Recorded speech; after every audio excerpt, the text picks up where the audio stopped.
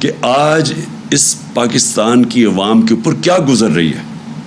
جس طرح کی آج مہنگائی ہے, یہ پاکستان کی تاریخ میں اتنے تھوڑے وقفے میں اتنی زیادہ مہنگائی نہیں ہوئی. تو مہنگائی بھی کر دی IMF کے کہنے پہ ساری, جو میں ابھی آپ کو بتاؤں گا, بجلی کدھر گئی, پٹرول ڈیزل یہ کدھر سے کدھر گئے پچھلے 5 مہینے میں. IMF کا پروگرام بھی آ گیا, لیکن روپیہ ابھی بھی گر رہا ہے اور یہ گرتا رہے گا جب تک کہ اس ملک کے اندر پولیٹیکل سٹیبلٹی نہیں آتی. آج اگر الیکشنز ڈیلے کرتے جائیں, کہیں کہ جی ہم کوئی بہانہ مار دیں کہ جی یہ ہے وہ ہے سیلاب ہے الیکشن نہیں ہو سکتا, جو بھی آپ جو بہانہ ماریں صرف اور صرف پاکستان کو نقصان ہو رہا ہے. اگر کوئی یہ سمجھتا ہے کہ ہمیں نقصان ہو رہا ہے, الیکشنز ابھی نہیں ہو رہا ہے, تو میں اپنی ساری قوم کو کہنا چاہتا ہوں, یہ میں دعویٰ کرتا ہوں, 70 سال میری عمر ہونے والی ہے انشاءاللہ اگلے مہینے, میں یہ دعوے سے کہتا ہوں کہ پاکستان کی تاریخ میں کبھی کسی پولیٹیکل پارٹی کی وہ مقبولیت نہیں تھی جو آج تحریک انصاف کی ہے. میں یہ دعویٰ کرتا ہوں کہ سارے پاکستان کے اندر اگر ایک فیڈرل پارٹی ہے جو سارے پاکستان کو اکٹھا رکھ سکتی ہے, وہ تحریک انصاف ہے. پورے حربے استعمال کیے جا رہے ہیں یہ لوگ جو اوپر بیٹھے ہوئے ہیں, یہ جو اس ملک کے بڑے بڑے مجرم اوپر بیٹھے ہوئے ہیں. 60% کیبنٹ ضمانت کے اوپر ہے, پرائم منسٹر کو سزا ہونے والی تھی یہ FIA کیس کے اوپر. یہ وہ لوگ اوپر جو بیٹھے ہوئے ہیں, ان ساروں کو اب سمجھ آ گئی ہے کہ یہ جو تحریک انصاف کی مقبولیت ہے اب اس کو مقابلہ نہیں کر سکتے. لہٰذا یہ کر کیا رہے ہیں کہ بجائے ملک کا سوچنے کے, سوائے اپنے کرپشن کیسز خارج کروانے کے لیے, اور ساروں نے مل کے وہ جو 1100 ارب روپیہ انہوں نے جو امینڈمنٹ کیا نیب پہ, اس سوائے اس کی فکر کرنے کی ان کے پاس کوئی حل نہیں ہے پاکستان کی یہ معیشت کو اور ملک کو سدھارنے کا. میں آج آپ کے سامنے یہ جو دعویٰ کرتے ہیں کہ جی ہمیں بہت بڑا مشکل پاکستان ملا, ہمیں تو پتہ نہیں بارودی سرنگیں مل گئیں. شہباز شریف جس کو بہت شوق تھا پرائم منسٹر بننے کا, اور کئی ایسے یہاں لوگ بیٹھے ہوئے تھے, وہ سمجھتے تھے کہ آئنسٹائن کے بعد دوسرا آدمی شہباز شریف آئے گا, ایک دم سارا ملک ٹھیک کر دے گا. وہ سب کو آج میں یہ کہہ رہا ہوں کہ یہ جو کہہ رہے ہیں کہ سارا کچھ ہمارے پہ ڈال رہے ہیں, میں آج آپ کو اسٹیٹکس سے بتاتا ہوں, فیکٹس اور فگرز سے, اعداد و شمار سے بتاتا ہوں کہ ہمیں کون سا پاکستان ملا تھا 2018 میں, یہ جو نون لیگ چھوڑ کے گئی تھی, اور ان کو کون سا پاکستان ملا تھا. یعنی ہم جب گئے تھے اپریل میں تو تب پاکستان کے کیا حالات تھے, یہ کہتے ہیں نا بہت برے حالات تھے. جب 2018 میں جب ہمیں پاکستان ملا تھا تو جو ہمارے ریزروز تھے, جو اصل مسئلہ بھی آپ کی قوم کو بتا دوں, مسئلہ کیا ہے؟ مسئلہ یہ ہے کہ بیرونی خسارہ ہے جس کو کہتے ہیں کرنٹ اکاؤنٹ ڈیفیسٹ. جتنا آپ کا بیرونی خسارہ بڑھتا جاتا ہے آپ کو اپنے ریزرو سے پیسے دینے پڑتے ہیں, ریزروز کم ہوتے جاتے ہیں, اور جیسے جیسے ریزروز کم ہوتے جاتے ہیں روپے پہ پریشر پڑ جاتا ہے, روپیہ گرنا شروع ہو جاتا ہے, ڈالر مہنگا ہونا شروع ہو جاتا ہے. جب ڈالر مہنگا ہوتا ہے تو جو بھی چیزیں آپ باہر سے خریدتے ہیں وہ سب مہنگی ہو جاتی ہیں. جس میں تیل ہے وہ آپ باہر سے خریدتے ہیں, وہ بجلی, کیونکہ بجلی کے اندر بھی جو فیولز ڈالتے ہیں, کوئلہ یا گیس باہر سے خرید کے یا پھر تیل ڈالتے ہیں, وہ ساری مہنگی ہو جاتی ہیں. تو سب کچھ مہنگا ہو جاتا ہے جیسے جیسے آپ کا روپیہ گرنا شروع ہوتا ہے. تو لہٰذا سب سے امپورٹنٹ چیز ہوتی ہے کہ آپ کا جو بیرون ملک خسارہ, کرنٹ اکاؤنٹ ڈیفیسٹ, وہ کنٹرول میں ہو. اب یہ جب ہمیں ملا تھا پاکستان کی تاریخ کا سب سے بڑا بیرونی خسارہ تھا, 20 ارب ڈالر کا خسارہ تھا. ان کو یہ کہتے ہیں نا بڑا مشکل وقت ملا تھا. ان کو جب اپریل میں جو انہوں نے سازش کر کے ہماری گورنمنٹ گرائی, تو ان کو جو کرنٹ اکاؤنٹ ڈیفیسٹ ملا تھا بیرونی خسارہ, وہ تھا 16 ارب ڈالر. اب یہ سمجھنا ہے, ہمیں 20 ارب ڈالر ملا, ان کو $16 ملا. ہمیں جو ہم ان کی ووٹ آف نو کانفیڈنس سے پہلے ہم نے کتنا ادھر سے جدھر ہمارے ریزروز یہ جو چھوڑ کے گئے تھے 9.8 پہ، جب ووٹ آف نو کانفیڈنس انہوں نے درج کروایا، جس کی اس کے بعد سیاسی ہماری انسٹیبلٹی ہونی شروع ہو گئی، تو $16.2 ارب کے ہمارے ریزروز تھے. پھر سے یہ جب چھوڑ کے گئے تھے پاکستان 9.8 تھا. جو ہم چھوڑ کے گئے تھے انہوں نے کہا نا بڑا مشکل پاکستان چھوڑ کے گئے. ہمارا ووٹ آف نو کانفیڈنس سے پہلے $16.2 ارب کے ریزروز تھے. آج یہ IMF کا ڈیل بھی سائن کر بیٹھے ہیں اور آج ریزروز ہیں 8.8 پہ. اس کے بعد جو اب آپ کا جب بیرونی خسارہ ہوتا ہے تو آپ کیسے وہ کم کرتے ہیں؟ اب کیسے کم کرتے ہیں؟ دو ہماری بڑی چیزیں، ایک ہم ایکسپورٹ کرتے ہیں تو وہ ڈالرز آتے ہیں، اور دوسرا بیرون ملک پاکستانی ہمیں ریمیٹنسز بھیجتے ہیں، وہ جو پیسہ بھیجتے ہیں. یہ جب چھوڑ کے گئے تھے تو یہ یاد رکھیں $20 ارب کا خسارہ، لیکن ریمیٹنسز کتنی تھی اوورسیز؟ $19 ارب کی، اور ان کی ایکسپورٹس کتنی تھی؟ $24 ارب کی. ہم جب چھوڑ کے گئے 20 سے کم خسارہ کیا، $4 ارب کم کیا 16 پہ، لیکن ہماری آمدنی کدھر پہنچ گئی؟ $19 ارب سے ہماری ریمیٹنسز گئی $31 ارب پہ. $12 ارب کی ہم نے مزید اور آمدنی کی، یعنی ہمارے پاس زیادہ پیسے کیے اپنے یہ قرضے واپس کرنے کے لیے. اور دوسرا ہماری ایکسپورٹس یہ 24 ارب پہ چھوڑ کے گئے تھے، $32 ارب پہ ہم ایکسپورٹس لے کے گئے. تو ہم نے ملک میں زیادہ ڈالرز بھی لے کے آئے اور ہمارا خسارہ بھی کم تھا. میں یہ اس لیے کہہ رہا ہوں کہ بار بار پروپیگنڈا کیا جاتا ہے جی بڑا مشکل ہمیں ملک چھوڑ کے گئے. یہ وہ ملک چھوڑ کے گئے تھے، ہمارے لیے ان سے زیادہ مشکلات تھی. ہم نے وہ ملک ہمیں ملا، پہلے تو خسارہ سب سے بڑا، اس کے بعد ہم نے وہ سٹیبلائز کیا، اس کے بعد کرونا آ گیا. 2 سال کووڈ-19 دنیا کا ایک صدی کے اندر ایک دفعہ اتنا بڑا بحران آتا ہے. 2 سال ہم اس بحران سے بھی گزرے. ہمیں یہ اب سیلاب کا ان کا بحران آیا ہوا ہے، یہ جو خاص طور پہ سندھ میں اور خیر سارے قوم کا ہے اس وقت مشکل وقت سے. لیکن ذرا ان کا اب رسپانس دیکھیں اور ہمارا رسپانس دیکھیں. جو ہمارا کووڈ-19 کا بحران آیا تھا، دنیا نے ایکنالج کیا کہ پاکستان وہ 3 ٹاپ ملکوں میں تھا جس نے سب سے بہترین اتنا بڑا کرائسس کا مقابلہ کیا.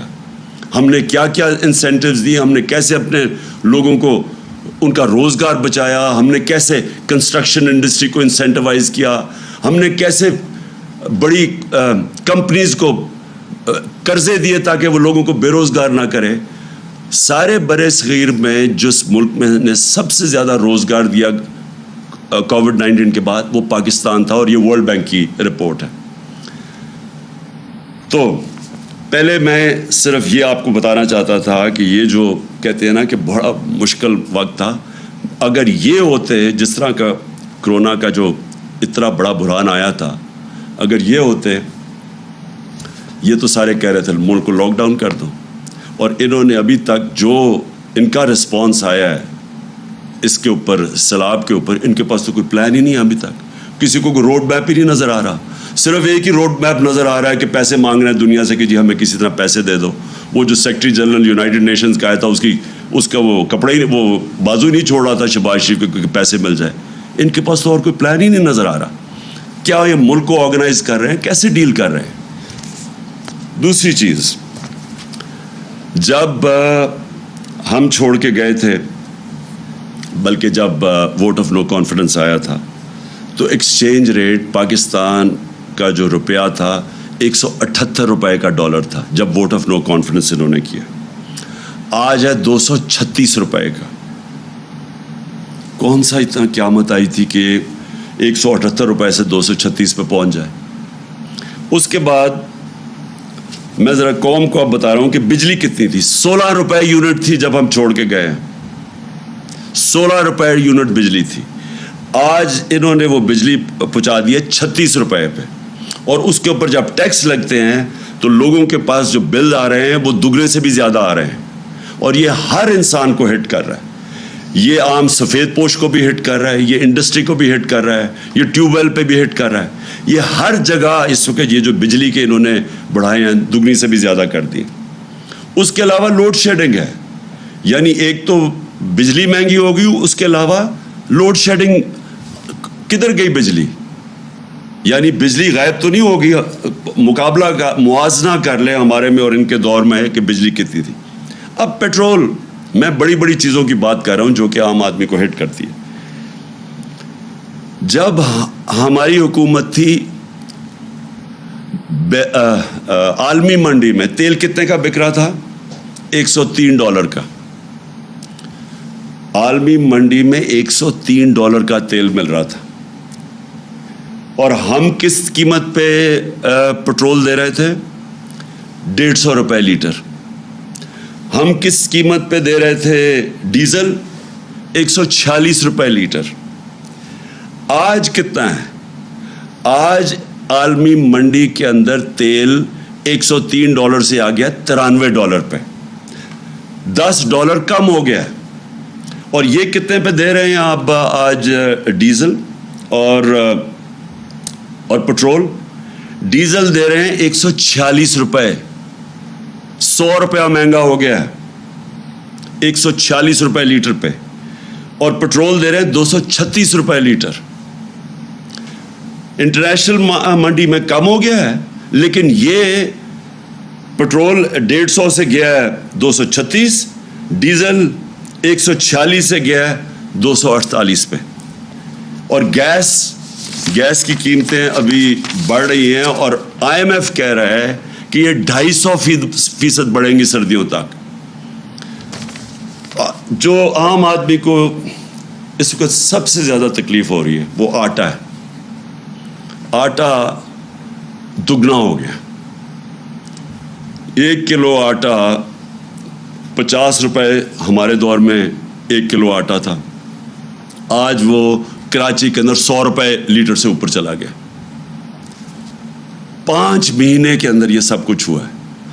میں سوال یہ پوچھتا ہوں کہ کیا ہوا 5 مہینے میں کہ وہ کدھر سے کدھر قیمتیں چلی گئی ہیں. میں آپ کے سامنے بتا رہا ہوں, اور یہ صرف ساری چیز اور قیمتیں لے لیں. چاول گئے ہیں 100 روپے سے 225 روپے پہ. دالیں گئی ہیں, جو عام آدمی, میں صرف وہ باتیں کر رہا ہوں جو عام آدمی جس کے اوپر رہتا ہے, 225 روپے سے 360 روپے پہ گئی ہیں دالیں. جو گھی ہے, پام آئل جو ہمارے زمانے میں امپورٹ کرتے تھے وہ $1700 تھا. آج وہ نیچے آ کے $1000 پہ آ گیا ہے. کم ہو گئی عالمی منڈی میں جو ہم امپورٹ کرتے ہیں پام آئل. ہمارے دور میں 450 روپے تھا, آج ہے 560 روپے. میں پھر سے وہ کہہ رہا ہوں, وہ جو چیزیں عام آدمی استعمال کرتا ہے.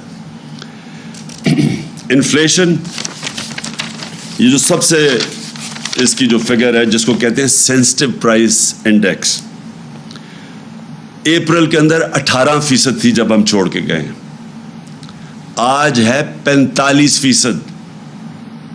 سارا انہوں نے ہمارے اوپر کیمپین چلائی کہ بہت مہنگا ہو گیا پاکستان, مہنگائی ہو گئی, لوگوں کا گزارا مشکل ہے.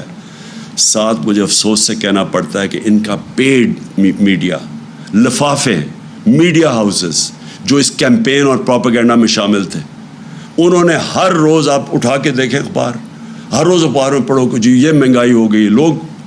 ہم کہتے گئے کہ عالمی مہنگائی ہے. میں کہتا گیا کہ دنیا کے اندر ایک کووڈ-19 کے بعد ایک کموڈٹی سپر سائیکل آیا, دنیا میں مہنگائی ہوگی. میں ہر جگہ بتاتا گیا.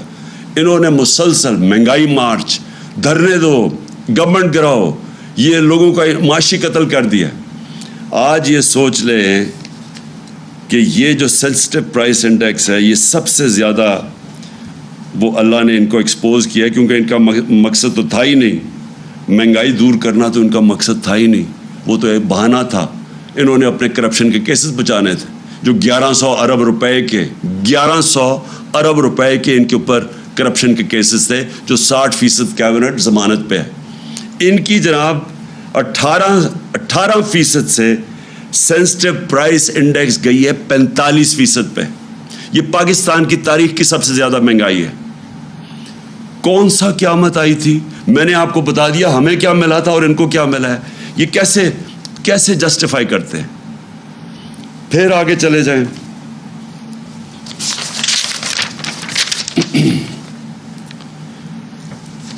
एक तरफ महंगाई बढ़ रही है, दूसरी तरफ इकोनॉमी कॉन्ट्रैक्ट कर रही है। मतलब ये कि जो हमारा 17 साल के बाद हमने उस जगह से मुल्क जो इधर छोड़ के गए थे उधर से निकाल के हमने जो पाकिस्तान की जो रेट थी, ग्रोथ रेट थी, जो दौलत में इजाफा था जिसको ग्रोथ रेट कहते हैं, हमारे आखिरी 2 साल में 5.6% और चौथे साल के अंदर 6%।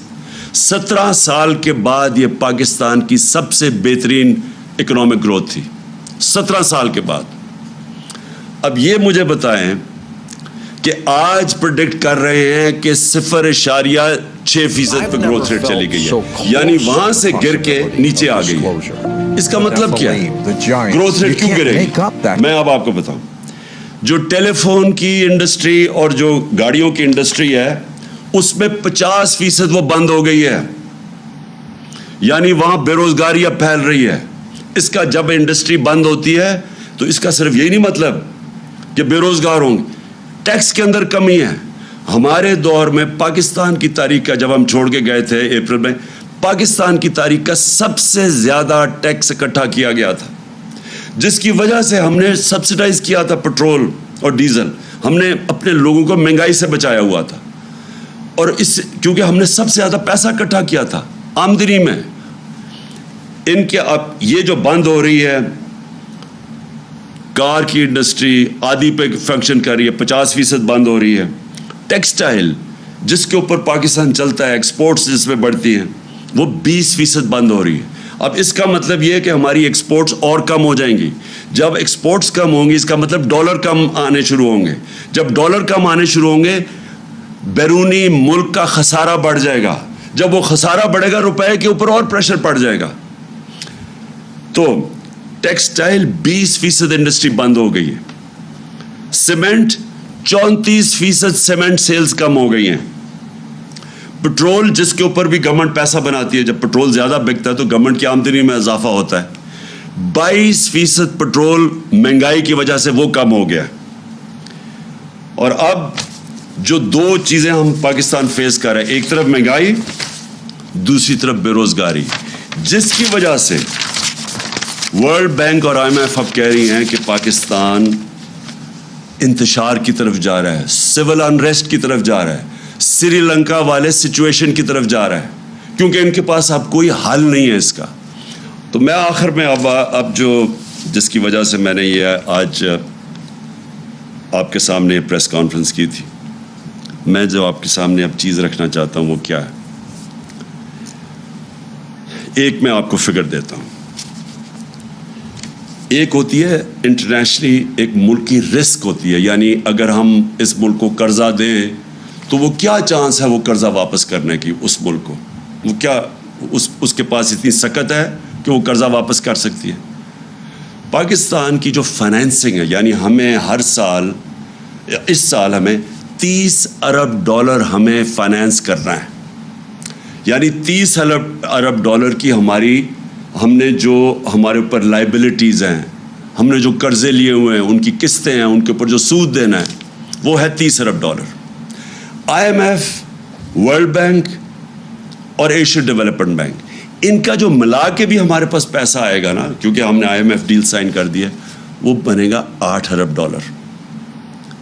बाकी $22 अरब हमें दुनिया से फाइनेंस करवाना है। अब ये जो मैं अपनी जो मुझे ख़तरा अब नज़र आ रहा है, मैं इसलिए ये प्रेस कॉन्फ्रेंस की है, जो रिस्क रेटिंग होती है ना, जो इंटरनेशनली जो इदारे हैं, क्रेडिट रेटिंग इदारे हैं, मूडीज़, फिच فچ یہ جو ادارے ہوتے ہیں یہ ریٹ کرتے ہیں کہ اس ملک کی یہ ہمارے دور میں ہماری کریڈٹ ریٹنگ پازیٹیو تھی، جب سے ہم گئے ہیں وہ نیگیٹو پہ آ گئی ہے. یعنی کہ وہ یہ سمجھتے ہیں کہ اس ملک میں اب سکت نہیں ہے قرضے واپس کرنے کی. جب وہ یہ سمجھتے ہیں تو جو قرضے کی قیمت ہے وہ بڑھ جاتی ہے. تو اب میں ذرا آپ کو بتانا چاہتا ہوں کہ یہ جو سارا ہوا، اور میں پھر سے یہاں کہنا چاہتا ہوں کہ جو اس ملک میں طاقتور لوگ ہیں، میں نے ان کو واضح طور پہ یہ بتایا تھا کہ یہ ہم بڑی مشکل سے ہم نے اپنی معیشت کو سنبھالا ہوا ہے. اگر اس ملک میں سیاسی استحکام نہ رہا، اگر آپ نے یہ پولیٹیکل ڈی اسٹیبلائزیشن ہونے دی، کیونکہ پاور تو جس کے پاس ہے وہ روک سکتے تھے یہ جو سازش ہوئی ہے ہمارے خلاف. میں نے تب کہا اور میں نے شوکت ترین کو بھی کہا کہ ان کو بتاؤ کہ ایک دفعہ ہماری سیاسی استحکام نہ رہا، یعنی یہ جو ووٹ آف نو کانفیڈنس یہ جو دائر کر رہے ہیں اور پولیٹیکل انسٹیبلٹی آ رہی ہے، اس کا ڈائریکٹ امپیکٹ پڑے گا ہماری معیشت پہ. معیشت جو ہوتی ہے وہ ریلیٹڈ ہوتی ہے آپ کی سیاسی استحکام کے ساتھ. جیسے ہی آپ کا سیاسی استحکام بکھرتا ہے، معیشت بھی بکھرتی ہے، لوگوں کا کانفیڈنس چلا جاتا ہے. تو میں یہ ذرا آپ کو فگر دیتا ہوں کہ ہماری رسک ریٹنگ 4 مارچ کو 5% تھی، یا صرف 5% لوگ سمجھتے تھے کہ ہم اپنے قرضے یعنی واپس نہیں کر سکیں گے، یعنی رسک ہے پاکستان کو، صرف 5%. جیسے ہی انہوں نے vote of no confidence table کی اسمبلی میں، 4 دنوں کے اندر وہ وہاں سے گئی 5% سے دگنی ہو کے 9% پہ چلی گئی. صرف کیونکہ جیسے ہی ان کو لگا کہ اب پولیٹیکلی اسٹیبل نہیں ہوگا ملک، پولیٹیکل انسٹیبلٹی ہوگی، دگنی ہوگی رسک ریٹنگ. اور آج کیا ہے؟ آج پاکستان کی جو رسک ریٹنگ ہے 22.7 ہے. 22.7 کا مطلب یہ ہے کہ ہمارے لیے باہر سے یہ جو ہمارا $30 ارب کی فائنینسنگ کروانی ہے، اس کو فائنینس کرانا مشکل ہو جائے گا. جو بینکس ہیں وہ ہمیں پیسے لیتے ہوئے ڈریں گے، کیونکہ رسک پہنچ گئی ہے 22.7%. میری جو یہ صرف میڈیا ٹاک اس لیے ہے، میں پھر سے یہ کہتا ہوں کہ اگر جلدی سے جلدی صاف اور شفاف الیکشن کرواؤ، مجھے اس کا کوئی اتنا زیادہ فائدہ نہیں ہے پرسنلی اس وقت، کیونکہ ہمارا تو اللہ کا کرم ہے کہ جیسے جیسے یہ ملک اس طرف لے کے جا رہے ہیں، مہنگائی بڑھ رہی ہے، ان کی شکلیں دیکھ رہے ہیں، اپنے کرپشن کیسز بچا رہے ہیں، ملک سنبھالا نہیں جا رہا. ہمارا تو گراف اوپر جا رہا ہے لیکن ملک نیچے جا رہا ہے. اور یہ جو میں نے آپ کو بتایا کہ اگر اس ملک میں پولیٹیکل سٹیبلٹی نہیں آتی، یہ اس کی اکانومی اب سٹیبلائز نہیں ہونے لگی. ہماری جو اکانومی ہے، جو ہماری معیشت ہے، یہ اب نیچے جائے گی.